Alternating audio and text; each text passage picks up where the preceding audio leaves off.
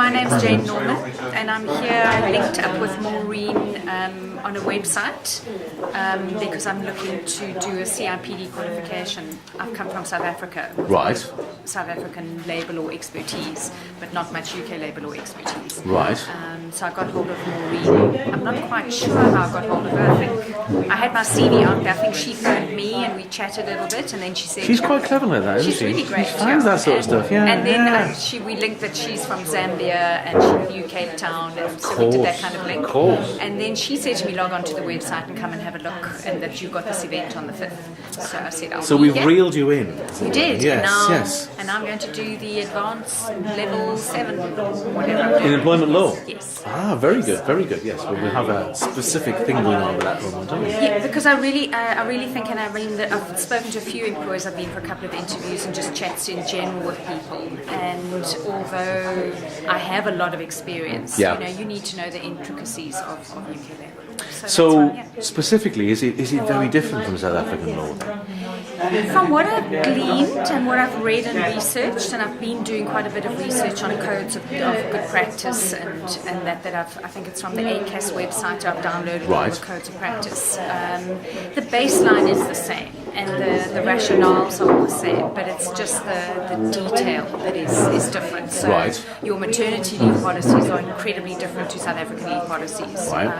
Way more beneficial here than in South Africa. You don't even have to give.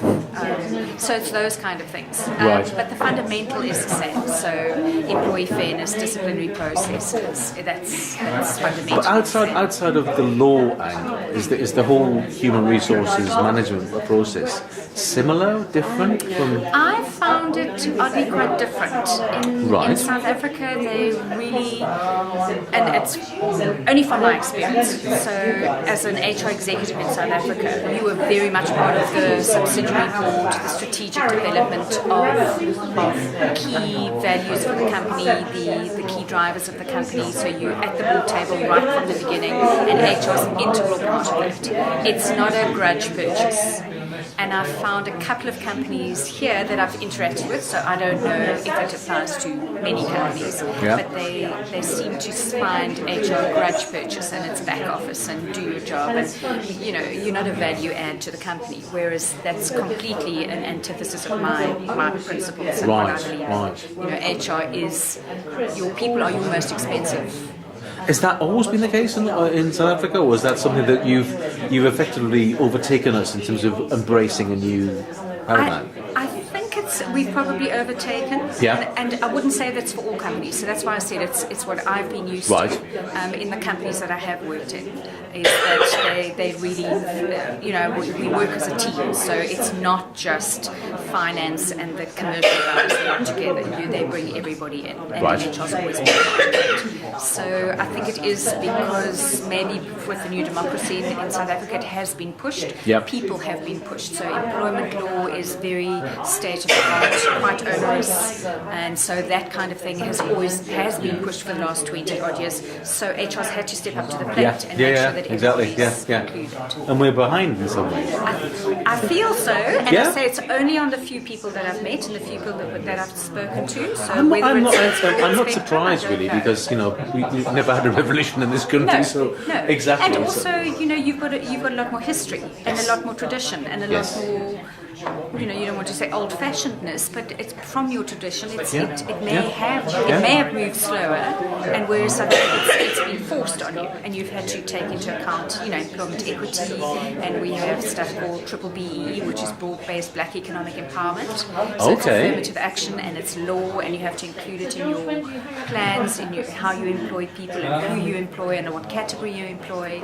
So it really is in your face all the time, and that's actually worked to the benefit of, I think, most companies, because now people are at the forefront, not just numbers.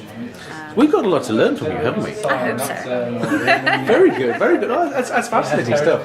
So, you come to this event. Is this the first time you've been to a circle Yes. event? As I say, I've only been here a month yesterday. Oh, okay.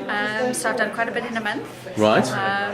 Found an apartment. I'm still waiting for my goods to get shipped. Well, they are here. They're just waiting for customs clearance. I've been to Boston and back for a week. So I've done quite a bit. So you're looking for employment, I am. obviously. Yes. What are you looking for in terms of getting from Cullen Scholefield, apart from the qualifications? Is there any more? I think it's this kind of interaction because I think networking from an HR perspective is very important, Yeah. and that not just from HR, and you get to meet a lot of other people. And I think networking in business in general really benefits you because I've never been one that's only focused on HR.